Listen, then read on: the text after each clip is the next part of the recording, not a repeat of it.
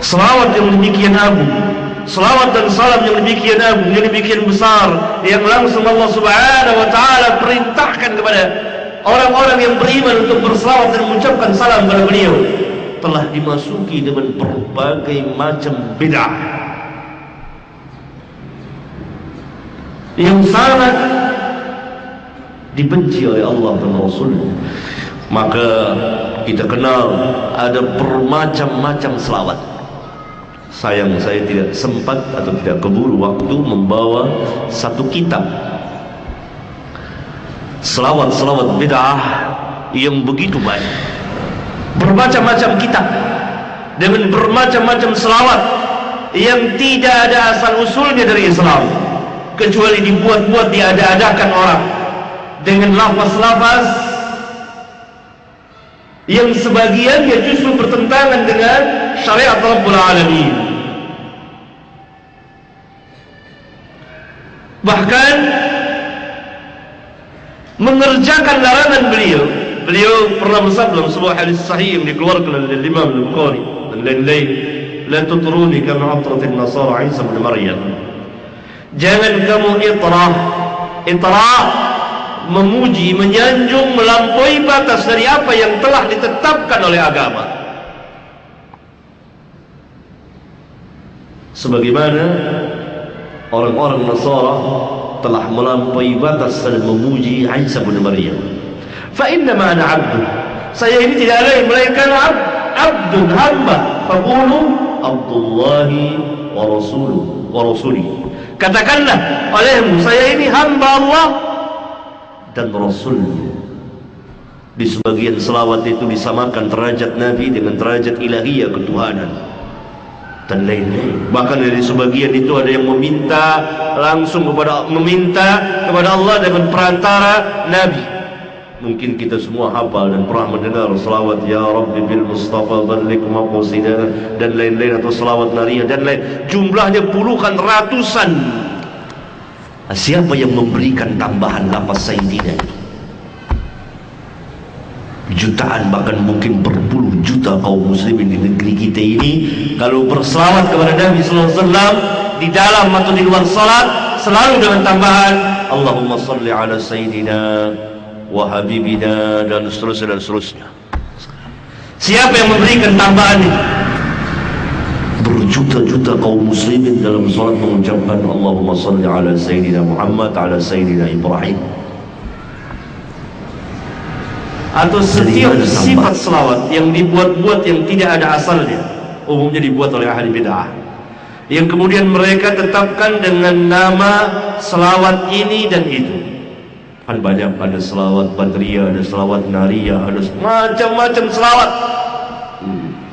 Selawat yang seperti jumlahnya banyak sekali sampai ratusan. Salah satu contohnya selawat buatan ahli bid'ah, Allahumma salli salatan kamilatan wa sallim salaman taman ala Sayyidina Muhammadin alladhi tanhallu bihi al-uqud dan seterusnya.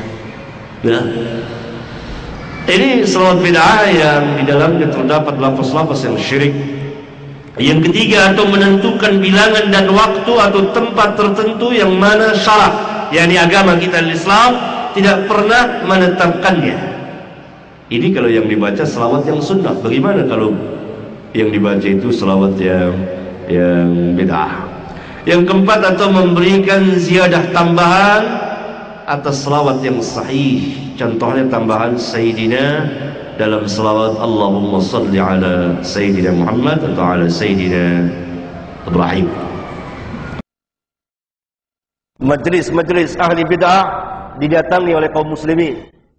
Mereka duduk di majlis-majlis ahli bid'ah, mengambil ilmu dari mereka yang pada hakikatnya adalah kebodohan.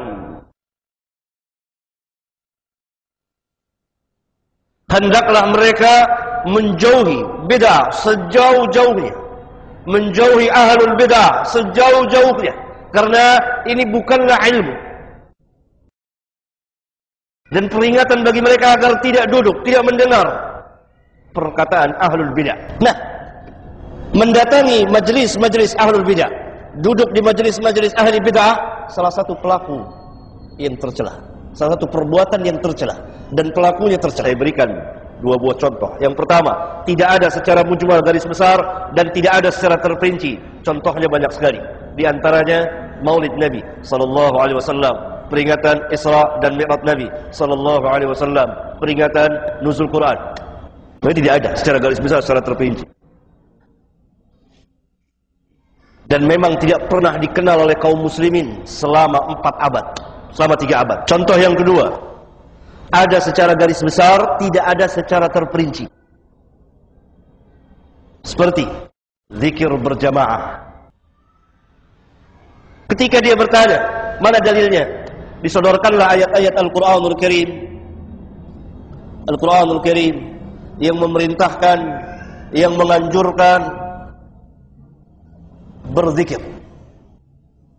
dengan sejumlah keutamaannya. Demikian juga dari hadis-hadis Rasulullah SAW. Ini dalil. Lalu sebagian kaum muslimin menganggap betul ini. Ini dalilnya ada Bukhari Muslim.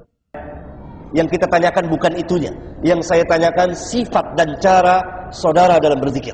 Ada yang bisa jawab? Nah, itulah apa yang dikatakan sebagai berapa banyak kaum muslimin beribadah tanpa ilmu, tanpa mereka tahu dari mana asalnya. Mereka hanya ikut-ikutan saja. Mereka tidak bertanya apa yang Allah firmankan, apa yang Rasul sabdakan. Qala Allah, qala Rasul. Ini keyakinan kita, beribadah tanpa ilmu. Sebagian yang berilmu mengutak-atik ayat Al-Quranul Karim, merubah ke kanan dan ke kiri, seperti perbuatan orang-orang Yahudi, mengetahui kebenaran tetapi mereka menyembunyikan kebenaran dan tidak mengamalkan kebenaran itu. Sebagian dari kita lagi beramal tanpa ilmu seperti orang-orang Nasara.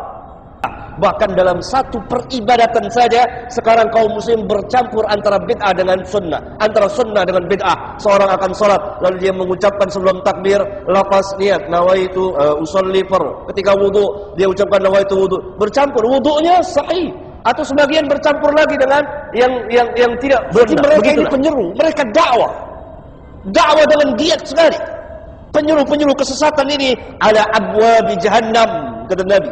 Mereka berada di pintu-pintu jahannam. Bahwa dakwah mereka ini adalah akan membawa manusia kepada jahannam.